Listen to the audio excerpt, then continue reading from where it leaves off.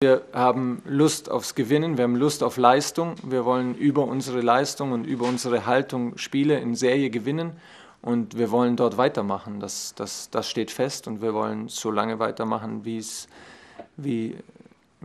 nur geht. Ruhiger und trotzdem offener junger Mann ist uns hier begegnet. So, das bleibt ja immer so ein bisschen ein Geheimnis in diesen ganzen Transfers, wenn man dann erstmal den Jungs gegenüber steht und mehrere Stunden und Tage mit ihnen verbringt.